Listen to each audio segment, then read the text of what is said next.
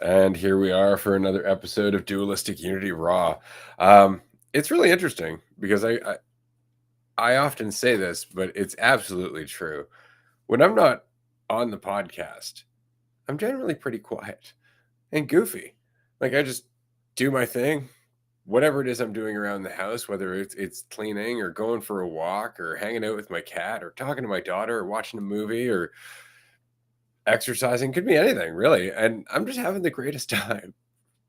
Because there's no reason for me not to be having that great time. And it's not that there couldn't be reasons. I could sit and think about all of the things that I could be tense about. I could think about all of the stresses. I could think about all of the challenges, all of the unknowns, all of the things that I have to face moving forward in order to deal with my life and continue to quote unquote survive in the world. But it doesn't help me any. Like I can only do what I'm doing when I'm doing it. And when I'm not able to do anything, it seems almost ridiculous to worry about the things that I can't do yet. It's one thing to recognize them, to go, right, that's probably something I'm going to have to take care of. But it's another thing to go, yeah, that's definitely something I'm going to have to take care of. It's a very different thing because you can kind of plan, but you can plan for a lot of things that never happen. How much of our time do we waste thinking about things that never actually end up happening? And that's all time that we could have been enjoying where we were. And I don't mean enjoying it like, woo, it's a party all the time. I mean enjoying it in that at least there is very little conflict. You're not getting in your own way. So I'm going to pass it over to Andrew. Yeah, well said. I had a situation this morning that was very similar to a situation I had a couple days ago, where a couple days ago I was just like exhausted, and I don't like sleeping in very much. Like typically my schedule is like going to bed relatively early and waking up early. I like that time in the morning to where it's quiet, where I can just like not even open up my phone and just do stuff on my computer, whether, all different sorts of things.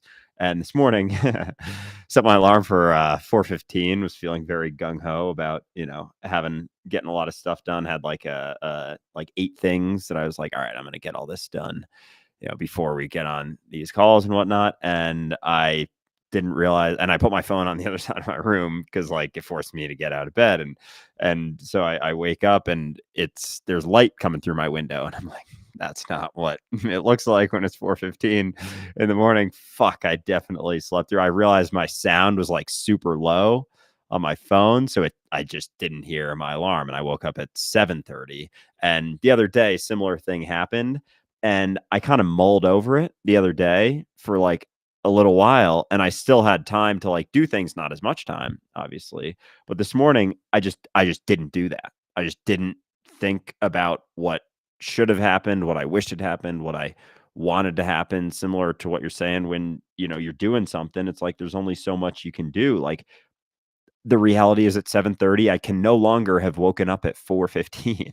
Like that ship has fucking sailed. And no matter how badly I wanted to have that time. And so I looked at the things I wanted to do and I was like, all right, these are the things I really want to do. I wanted to get some clips out. I wanted to edit some other stuff. I wanted to do some other things. I was like, all right, this other stuff isn't as vital, wasn't at the top of my list. I'm just going to do this. And like I just wasn't thinking about myself so much. And then it's like, it's just kind of trippy how when you're not thinking about yourself, there aren't those same feelings there. Like, of course, all different sorts of feelings come up, but they don't have the same gravity or weight or like length of time that they last. Like they don't carry on. It's just kind of like feeling, and then all right, oh shit, I'm thinking about myself. And that's not the entirety of the feeling that's being felt, but it's like a lot of what's prolonging it, a lot of what's just stopping me from doing other stuff. And like, yeah, I could sit there and beat the fuck out of myself for doing whatever thing at any given time. Like that's always an option. And I can always come up with a reason to do it. And if I can't think of a reason in the immediacy, I can think of a reason from, a couple years ago and then beat myself up for some shit I did then. It's like I could dig into all sorts of stuff and look at that and come up with reasons to beat the fuck out of myself and beat myself up. But like that's then what I'm doing right now, as opposed to the things that I wished I had been doing that I was then beating myself up for. So it doesn't really make much sense. But again, like kind of like we were talking about yesterday, like it gives us something to do besides just doing the thing that we're doing in that spot of, being willing to be uncertain about what it means about us, what's to come, where it's going, what it's leading to. And so, yeah. So, anyway, I mean, kind of similar to what you were saying with going through things and not needing to think about stuff so much. Like when you're doing something, you can just be doing that. And then when you're doing something else, and like if you feel like you should be thinking about something, it's like either do it or don't. And it sounds so cut and dry. And I'm like saying this from a spot of like not being able to, I don't know, like not doing that for a long time. Like just thinking about shit, or always kind of thinking about what I should be doing that's just very, very inconveniently always something different than what I'm doing, but it doesn't change anything. It just makes my experience way more difficult and not enjoyable and not fun. And then but then there's like some fucking sadistic way of thinking that I deserve to not have a fun, enjoyable experience because of the thing that then I'm judging myself for. And it's all like this fucking full circle cycle thing within myself that I'm like doing to myself. And so taking a step back and realizing just how much we can get in our own way, like how much of an ability we have to make things more difficult for ourselves. And sometimes I can even get into the fucking convoluted idea that I'm doing myself a service by making things more difficult for myself by doing something and then thinking about myself also. And then it's like extra uncomfortable, but there's like discomforts that are just unnecessary and they make everything else more difficult. There's not so much the benefit of additionally adding on thoughts about myself or what I should be doing on top of like the thing that I'm already doing. Like that sort of discomfort is just fucking up the ability to do something right now. And so anyway, it's like it's funny that we do that. It's fucking wild that we have the capacity to do that, to like be doing something and constantly be thinking we should be doing something else. And like it's always an option, but it's again not the only option. It's like and it's not like I don't know, practice. I don't know. That's all. I'm gonna stop now. It's fair because this is a live show, and as much as we can get into whatever it is we'd like to get into, it is also important to address questions from the audience from time to time. And we have a doozy. Serious question. How is anything even happening? Like, where does this experience even occur? Am I the experience, or am I the experience? Am I in the experience, or am I the experience itself?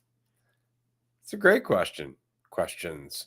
It's a lot there. I'm going to pass it to Andrew because I'm honestly very curious about his answer. Just a note, though, we've decided we're going to finally do the commentary series on season one.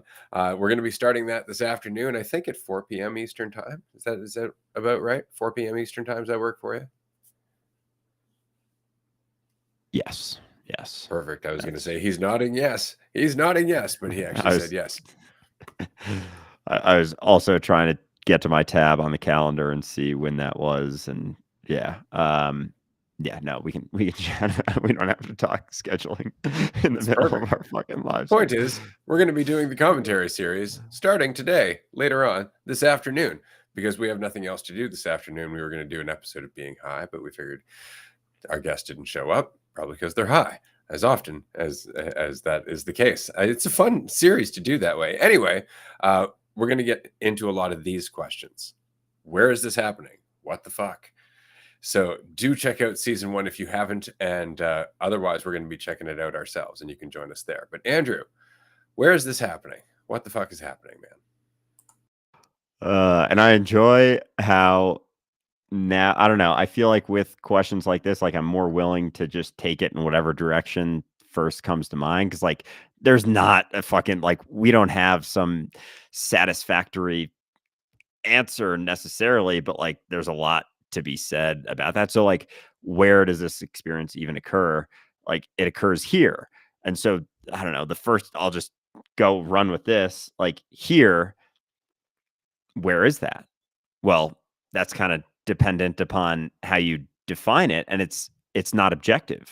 Like it here is subjective. So here, you think about here, I could think here is sitting in this chair. I could think here is in a house. I could think here is in a state. I could think here is in the US. I could think here is on Earth. I could think here is in this universe, galaxy. Like there's no borders to here. It's just where I feel comfortable ending here. And so where's experience happen? It's always happening here. And it's just where I want to draw that line that allows me to think like I'm here separate from some other here. And then you could call that there, pointing to just I'm pointing to a wall, but like outside is there. But like, where's the line between here and there? And that's where things get a little bit, uncomfortable. You can't say where is here and there. And so the experience that you're having, like it it necessitates just like here necessitates some idea, some conceptual idea of a line, like just an arbitrary made up line between here and there that doesn't actually exist. You also, in order to think of yourself as something separate from everything else, need some kind of arbitrary conceptual idea that allows you to think that you're something separate from anything else. And so when you're willing to look at that and question it and realize, like, oh, that idea that's allowing me to think that I'm something separate from everything else is just an assumption as well, no differently than the assumption that between here and there and the line that you're drawing in the sand, that you could then just move a little bit and be like, okay, well, here, and understanding like that things aren't disconnected, like the molecules that make Andrew up aren't disconnected from molecules in my environment. It becomes very much not this objective thing that you can look at. And when you're willing to realize that, oh, that idea is just a conceptual assumption that allows me to feel a little bit more comfortable in the sense that I feel like I know something without that there, then what's telling you that you're something in reality separate from reality. And so the lines start to get hazy. And that's where I'll kick off this question that I think we could probably talk about for hours. I'll pass it to Trey. And we have talked about this for hours. It's the majority of season 2. Absolutely, because it's such a damn good question. It's just, what is the here? Like, what the fuck is existence? And this is a great question because it depends on how you look at it. When you break it down in terms of material reality and you keep breaking it down far enough and far enough and far enough and far enough and far enough, it eventually just becomes nothing. And then nothing somehow vibrates in potential in various different ways and interacts with other nothings that's vibrating in potential in various different ways, all of which are happening in a place that doesn't actually exist anywhere because the universe is non-local. And so this is why I always compare it to a dream. So what is existence? Well, it's you. That's really the only thing you can point back to. It's you. And it's like, well, what am I? Existence. And that's the unsatisfying answer about this, because as soon as you try to conceptualize either of those things, you lose the feel for what it actually means. Because it's you are existence. It couldn't happen without you. That's very much the case. It could not happen without you. And you could say, well, am I God? Well, it depends what you mean by that. Do you mean control? Do you mean the concept, or do you mean, are you reality itself? Because that is the actual existence of God. Just reality itself, the awareness that you are reality itself, in fact, because it changes everything that you do. It changes how you interact with everything. You are immediately more unifying in terms of your intentions because you're not in competition with everything. You are everything. Yeah, and so for the part of the question, how is anything even happening? Like, it's fuck, I kinda read that, I'm like, "Fuck, I don't know exactly where to take this first." Like, the how isn't as relevant because, like, for anything to be happening, it's almost like even something happening is, like, separating the experience to some degree, like, things are happening, and we can point to things happening, but it's not separate from you either, and so everything is just this happening, you playing out, but again, not the idea, not the one that you're thinking about ever. It's just what's left. Like you're looking at what's happening. So the how isn't as relevant of a question. And like, I don't like, can you say how anything is happening? Like, I don't know. It's a great question. And I was like gung ho on coming up with something. I was like, I'll come up, something will come out as I'm talking. And I'm like, fuck, how is anything happening? It's like, I guess if you look at time or like this idea of, or the realization of eternity and like no beginning and no end, there wasn't something like nothing could not be happening because it always has here and now. And so without a beginning and without an end, it's just what is. It's like an inevitability of existence, reality. Like, I don't know, the word happening, I'm kind of like getting caught on that a little bit. Yeah, because it's tricky. Right? This is why duality is really interesting. Okay, so nothing is happening. Like that's the important thing because there's nothing that could be happening because there's nothing to happen. Right? None of this is real in the sense that it exists outside of awareness. Right? It is awareness. And so awareness and reality are one and the same. And that's where it gets really weird. Right. So none of this is actually happening, but everything could happen in potential. If you had just existence itself and that existence was nothing else but just sheer potential, what could that existence be? Well, it could be every type of universe that could ever come into existence. It would be every moment in every life that would ever come into existence. It's every single moment in time that could ever come into existence in potential. In potential. But you see, right there, you think about it, it's like, right, well, right. If it's existing in potential, it's not happening. Right. Except to the people that exist in that potential. See, to them, even for it to be potential, it has to be reality for them. See, for us, this is reality when in fact it's just a potential moment. But because it's potential in reality itself, because it is reality, the potential for it is reality. So we experience it as though it's absolutely real.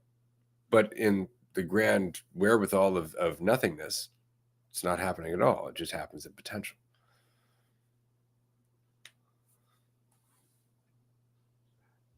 And that is where the unsatisfactory answers come in because it's like it's nothing happening, but then it's everything in potential. So it's like, is it happening? Well, yes and no. Like to you, as real as you see yourself, it is, but it's also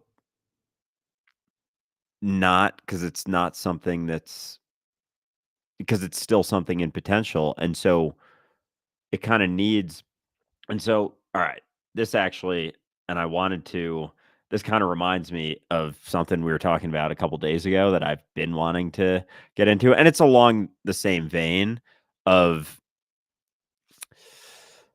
needing an idea of yourself, some thing telling you that you're something separate in order to experience certain feelings, emotions. Like I kind of need some sort of story, like Ray and I were talking the other day, and he was like, think of a time you felt like you were judged, and immediately I think of a time, and like there's the story that I come up with that has to do with this character, and then it allows me to have that feeling of like the compression or seemingly some uncomfortable feeling that I say is the feeling of being judged. But like anyone listening can also think about a time they felt judged and they feel their feeling of like what their interpretation of what they feel like it is to be judged. And we probably experience that on an entire spectrum. Like some people experience it very, very intensely, and it may actually trigger certain responses. And some people, like maybe who don't take it as seriously, or like, oh yeah, I felt judged, but like you're willing to see, where the other person was coming from. You're willing to look at it in full picture instead of just in silo. But anyway, that's kind of besides the point. It you need that idea in order to have certain feelings or experiences, and yet you're still something that's just in potential that's happening. But and it's like how willing are you to not take that as seriously, but then how much does that play a role in the way that you live, in the way that you interact with people, in the decisions that you make, the things that you hold on to, the things that you try and strive for or become, how much you see other people as other people then dictates how much you feel those things. And so part of me wonders if it's not to say you have to go through certain things in order to let them go or realize that maybe that's not necessary, but like the potential to feel judged is always there.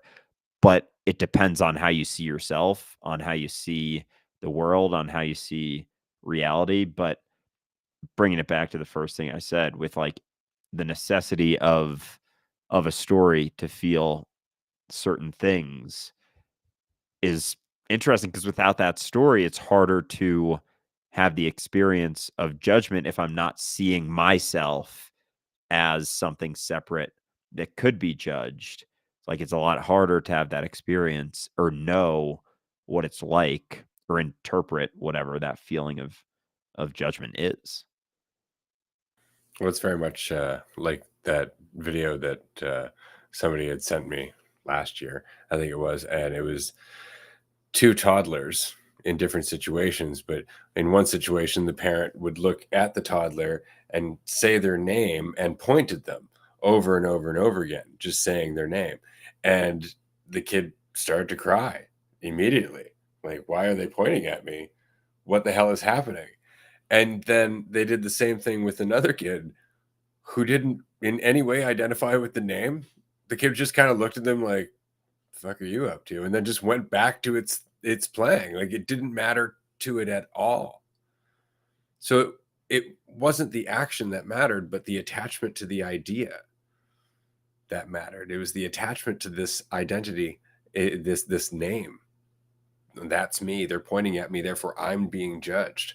Where the other kid is just like, that's weird. They keep saying this name and pointing at me, but it's not me. So I don't fucking care. and that was it. But that's the point, is that we get caught up just in the identity. We get caught up in the idea, and we don't recognize how easy it is to slip into that. Because again, it's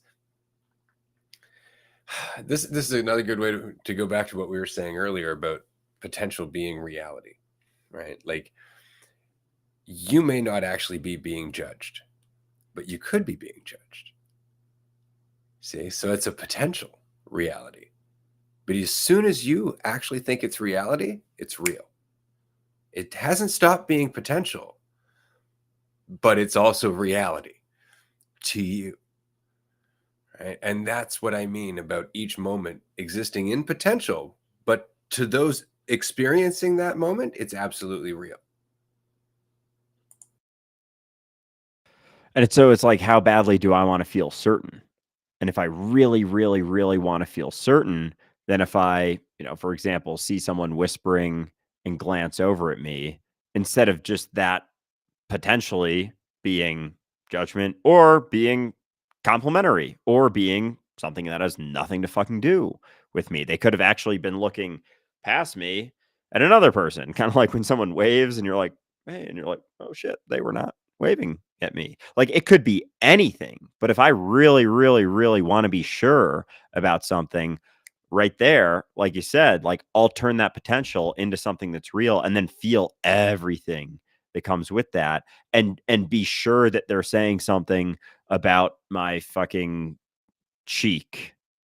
I was like, what thing could I pick on my face? It was like, that cheek's probably the word because that could be my other cheek also. Anyway, they could be talking about that in any way, you know? And so as soon as I want to be certain, I'm going to pick something that maybe I judge myself. I don't judge myself for my cheeks. That's not that. I was trying to pick something that I don't necessarily or have never judged myself for.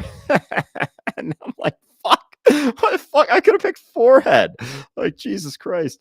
Anyway, um like it's like as soon as I want to feel sure of something, I'll just assume that they're judging me for something I already judged myself for. Be sure of that. Come up with a whole story, and that's kind of what we were talking about in our movie review with A Beautiful Mind yesterday with schizophrenia. Like the desire to be sure of something and be sure that something exists. Like if everything is in potential at all times, then we don't really ever know anything with certainty at all until I make it real for me. And so everything does exist in that potential. And even I was talking with someone yesterday.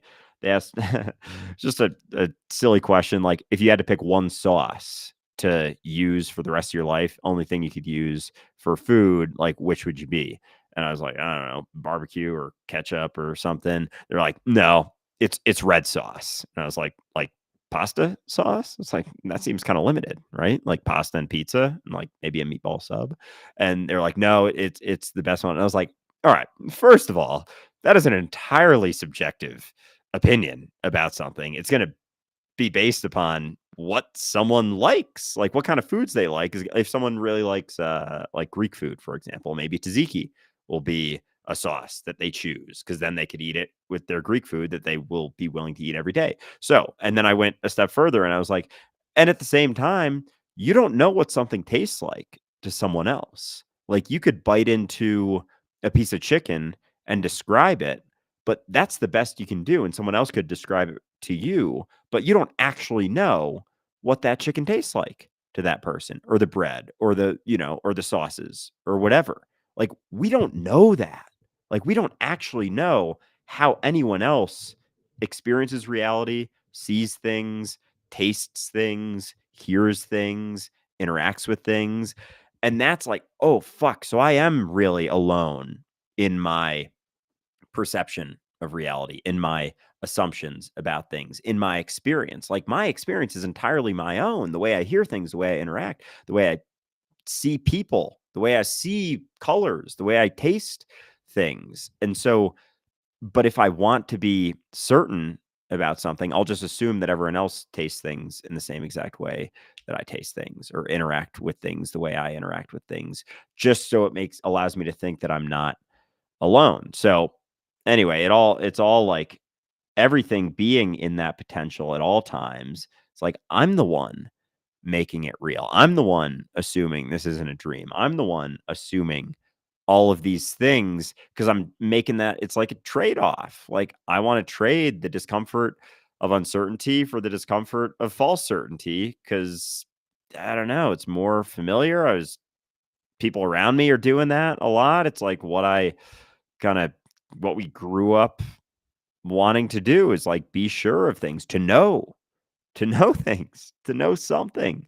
And so we'll trade all of the discomforts that we experience, all of the issues we go through, struggles, like most of them are based on that trade-off and wanting to be sure of something, just like wanting to be sure that, someone whispering something is someone judging us for something? And the only things we could come up with for reasons they would judge us are reasons that they would judge ourselves. And for the example Ray used, like, if someone judges you for something you don't judge yourself for, it's like, if that's ever happened to you, you kind of are like, what are you talking about? That's kind of silly. Just like if someone says a name and gets your name wrong, it's not felt until they say you're something you identify as, and then all of a sudden it's felt. And the other thing, which is interesting, is if someone does say another person's name, if you are very caught up in, fearing judgment or whatever,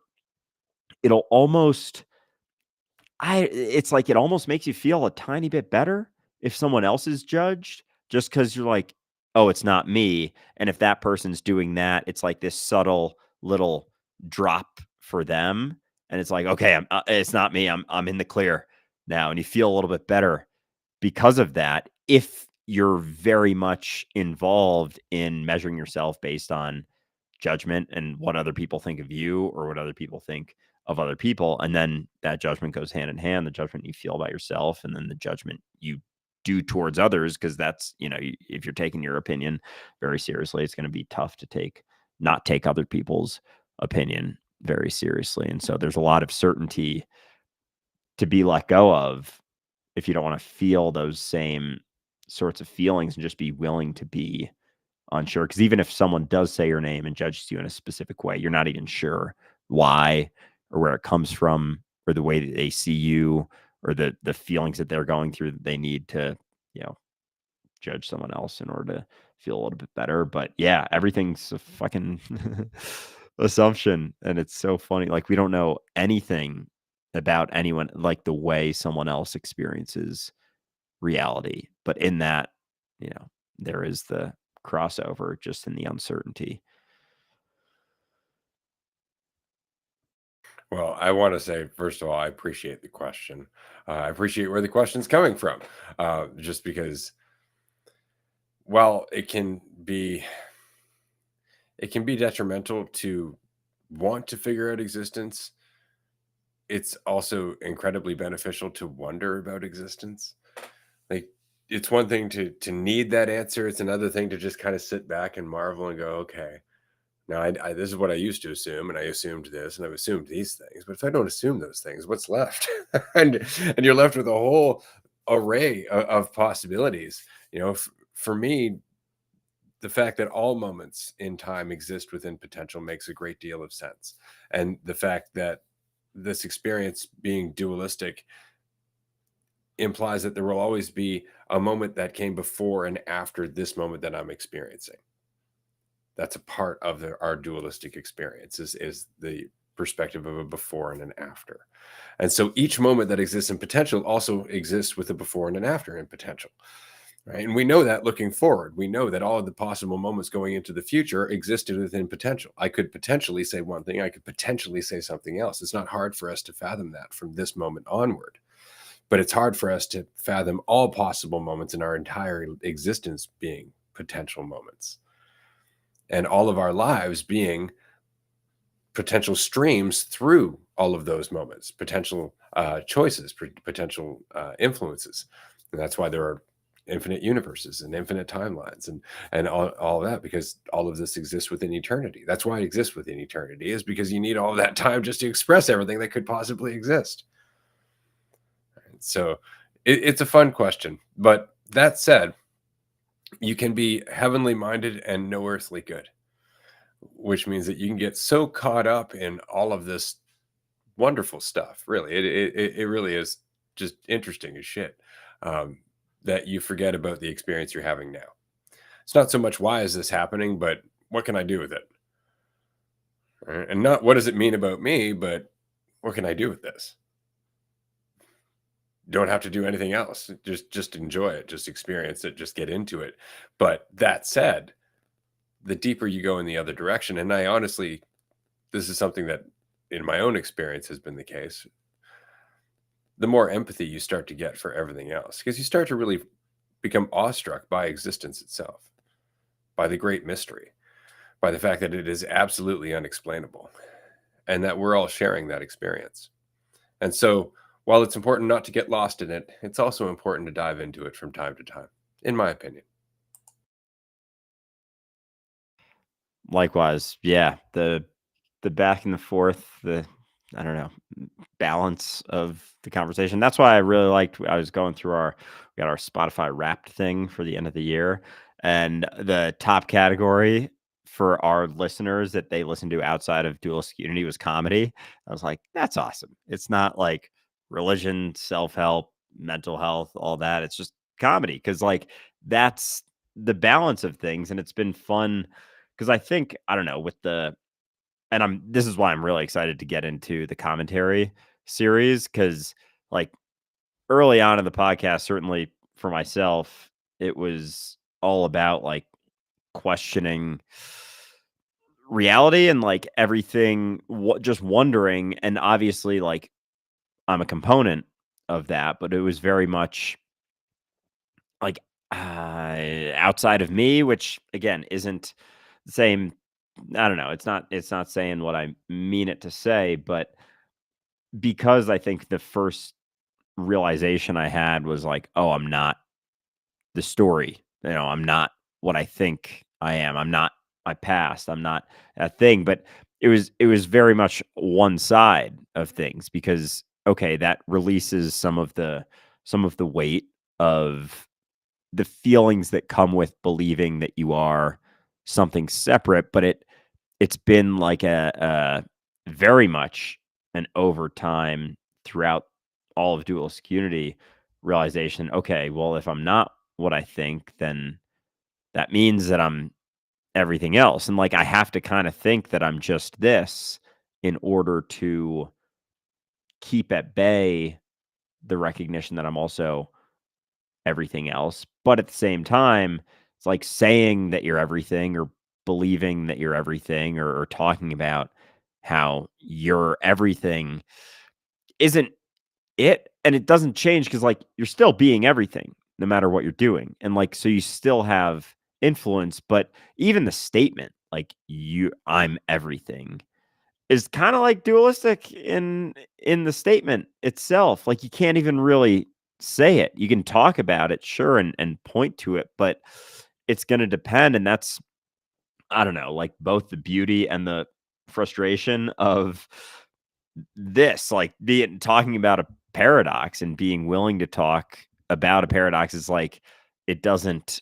There's not an end to it. There's not a way you can say it because if someone's again like you don't know how someone's going to perceive something. And if someone defines themselves as their assumptions about their meat suit and the things that they've done and their past and their story, like saying you're everything is just going to, they're going to, you can maintain very much a story. And anytime you say you, it's like all these stories and thoughts come up. But it's also not about discounting the experience of you and the opportunities that you have to do things right now. It's just a constant it's like a constant oscillation or balance or and at the same time none of those things. It's just you right now and the more you can dig into, the wondering about things, it can inform that stuff and it's a fun thing to do. And then it's like as I'm talking, I'm like trying to get to a point where like I say something that's like a fucking answer, but there's not that. So it's just the continued process of you happening. And there's ways to take that experience very seriously and believe that you know certain things about yourself, about other people, about things that are going on, or the willingness to let go of that need to be certain about things and just continue on in that way. And it's still just you continuing to unfold, continuing on. There's not a right way to do it. It's just there's certain considerations that come into play the more you're willing to let go of that certainty, the more you're willing to prioritize your experience right now. And that's not this massive burden of a thing. Like it's just paying attention to where you're at and being yourself, which is just not trying to be something, like not thinking you should be doing something other than what you're doing, not trying to distract yourself, not trying to necessarily be sure of how things are going or how you're doing in a situation, because you can't be, because all of those desires to know something are just distractions. They're just cutting down on your ability to be here. And so as more and more of me prioritizes being here, it's like things are going to change. Can we say how that's going to be? No, of course not. We can't say how things are going to play out. It's uncertain. That's kind of the whole thing. And so it's interesting when you talk to someone, they're like, "All right, so you're pointing out all this stuff about reality and the world, or things going on. Like, what's your plan? What's your MO? Like, what's your 5, 10 step, 10-year process plan to quote unquote fix reality?"